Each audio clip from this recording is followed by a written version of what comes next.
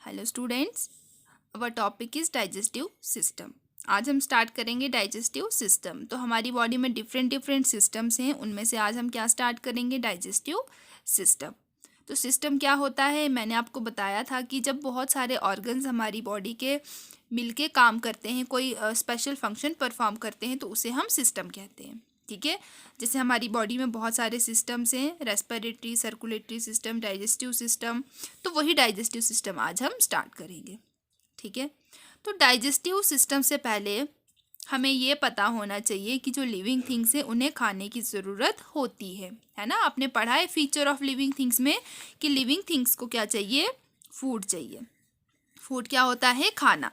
अब हम भी लिविंग हैं, है ना, हम भी क्या है, लिविंग थिंग्स हैं, तो हमें भी खाना चाहिए, है ना। खाना किसके लिए चाहिए, हमें खाना तो चाहिए हमें भाई एनर्जी के लिए। अगर हम खाना नहीं खाएंगे तो एनर्जी कहाँ से मिलेगी। उसके बाद हमें खाना चाहिए और ग्रो करने के लिए। अगर हम खाना नहीं खाएंगे तो हम ग्रो कैसे कर पाएंगे। और उसके बाद हमें खाना चाहिए रिपेयर करने के लिए। हमारी बॉडी में रिपेयर भी किससे होता है, खाने से, है ना। कहीं चोट लग जाए, हील लग जाए, अगर हम खाना ही नहीं खाएंगे तो क्या हमारी बॉडी रिपेयर कर पाएगी, नहीं। तो ये कुछ फंक्शंस है फूड के। तो सबसे ज़्यादा ज़रूरी क्या है कि खाना खाने से हमें मिलनी चाहिए एनर्जी। ठीक है, तो हमें एनर्जी कब मिलेगी, जब हमारा ये फूड जो हम खाएंगे इसकी होगी हमारी बॉडी में डाइजेशन। क्या होगी, डाइजेशन। डाइजेशन क्या होता है, पचना। ठीक है, तो जब हमारी बॉडी में खाना पच जाएगा उसके बाद हमें मिलती है एनर्जी।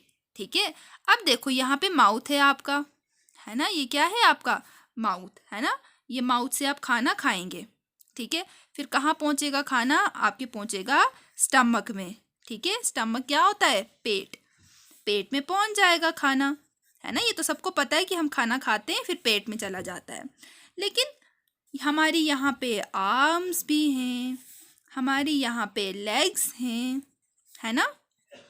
तो हम जो खाना खाते हैं वो सिर्फ स्टमक में जाता है, तो लेकिन हमारी आर्म्स को भी ज़रूरत है खाने की, हमारी लेग्स को भी तो ज़रूरत है खाने की।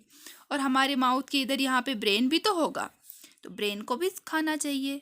हमारे बॉडी के हर एक पार्ट को खाना चाहिए।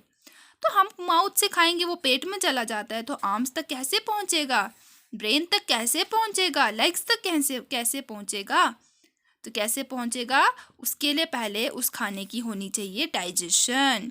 तो जब डाइजेस्ट हो जाएगा खाना उसके बाद ही वो हमारी अलग अलग बॉडी तक, अलग अलग बॉडी पार्ट्स तक पहुंच सकता है। तो इसीलिए खाना खाने से लेके खाना पचाने तक और हमें एनर्जी मिलने तक, हमारी बॉडी के हर एक पार्ट को एनर्जी मिलने तक सिर्फ डाइजेस्टिव सिस्टम रेस्पॉन्सिबल नहीं है, बल्कि उसके साथ और भी दो सिस्टम्स होने चाहिए। ठीक है, जैसे डाइजेस्टिव सिस्टम पहला, second respiratory system and third circulatory system.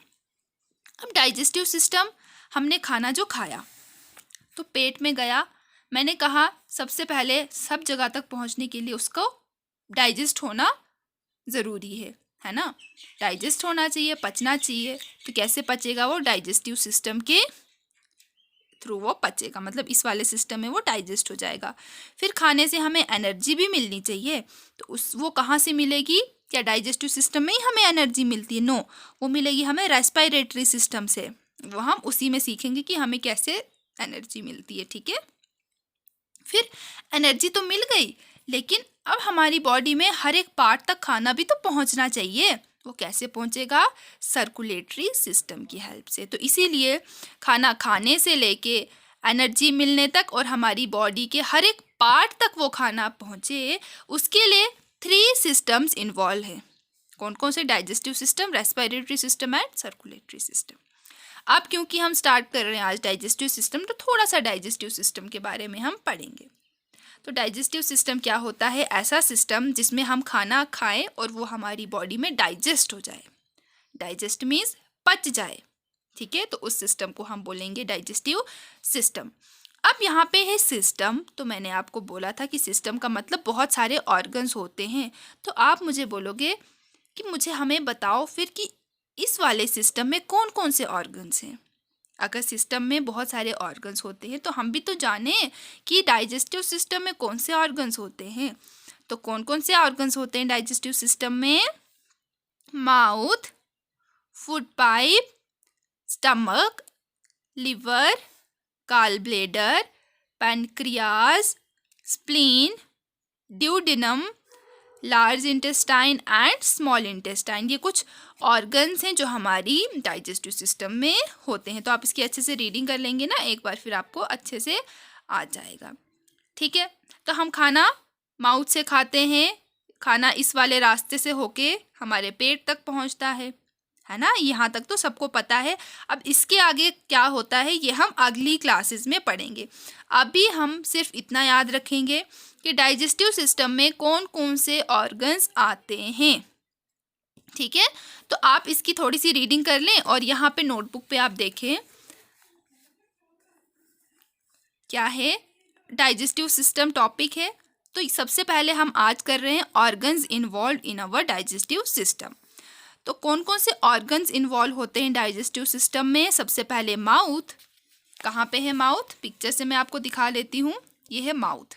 ठीक है, सेकेंड है फूड पाइप। तो माउथ के आगे जाएंगे तो ये पाइप जैसी दिख रही है आपको, ये है फूड पाइप। ठीक है, then stomach, this is stomach. तो चलो हम इसको यहाँ पे लेबल कर लेते हैं, ये है माउथ, ये है फूड पाइप। ठीक है, और ये क्या है? ये है स्टमक। स्टमक क्या होता है? पेट। ठीक है, उसके बाद फोर्थ क्या है? Small intestine. तो स्मॉल इंटेस्टाइन कहाँ है? ये आपको दिख रही है ये बीच में नूडल्स जैसे, ये क्या है? ये है स्मॉल इंटेस्टाइन। क्या है ये? Small intestine.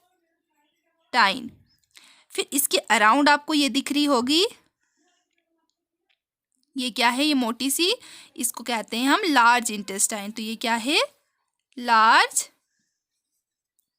इंटेस्टाइन। ठीक है, तो स्मॉल इंटेस्टाइन के बाद लार्ज इंटेस्टाइन एंड लास्ट में रेक्टम या एनस बोलो। तो लास्ट में ये क्या है? ये यहाँ पे जो होल होता है इसको हम बोलते हैं एनस। ठीक है, क्या बोलते हैं? एनस। ठीक है, तो हम हर एक पार्ट को बाद में अच्छे से पढ़ेंगे। आज आप सिर्फ इतना याद रखेंगे कि ये ऑर्गन्स हमारी डाइजेस्टिव सिस्टम में इन्वॉल्व हैं। ठीक है, बट आप एक चीज़ और देखेंगे कि ये जो ऑर्गन्स हैं, ये ऑर्गन्स हॉलो हैं, मीन्स अंदर से खाली हैं।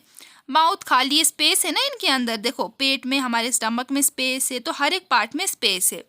इसीलिए इन ऑर्गन्स को हम कहते हैं these are hollow organs of our digestive system. तो ये क्या है? हमारी डाइजेस्टिव सिस्टम के हॉलो ऑर्गन्स हैं, मीन्स खाली हैं, है ना। अंदर से देखो खाली है, हम खाना खाएंगे पेट में पहुंचता है क्योंकि ये खाली है, इस रास्ते से पास होता है क्योंकि ये खाली है। अगर ये भरा हुआ होता तो क्या ये यहाँ से खाना पास हो पाता? नो।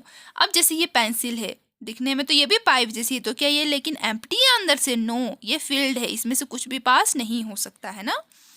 तो ये क्या है? Hollow organs.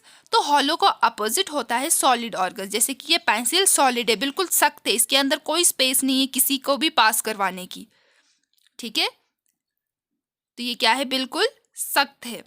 ठीक है, तो कुछ सॉलिड ऑर्गन्स भी हमारे डाइजेस्टिव सिस्टम में होते हैं। कौन कौन से? जैसे liver, pancreas and gall bladder.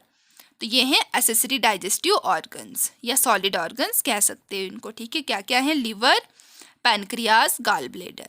मतलब कि हम जो खाना खाते हैं ये इन ऑर्गन से पास नहीं होता, वो सिर्फ इन्हीं ऑर्गन से पास होता है। लेकिन फिर भी हमारे खाने को डाइजेस्ट करने के लिए हमें ये वाले ऑर्गन्स भी हमारी बॉडी में बहुत ज़्यादा इम्पॉर्टेंट रोल प्ले करते हैं। तो ये सॉलिड ऑर्गन्स हैं, इनके अंदर से खाना पास नहीं हो सकता क्योंकि लीवर भरा हुआ है, खाली नहीं है अंदर से। पैनक्रियाज फिल्ड है अंदर से, खाली नहीं है ये भी। गॉल ब्लैडर ये भी फिल्ड है, ये भी एम्प्टी, अंदर से नहीं होता, हॉलो नहीं होता। ठीक है, तो आज आप ये करेंगे solid organ, hollow organs and solid organs. ठीक है, तो ये कुछ ऑर्गन्स थे जो हमारे डाइजेस्टिव सिस्टम में इन्वॉल्व होते हैं। तो आज आप ये करेंगे। ठीक है, थैंक यू।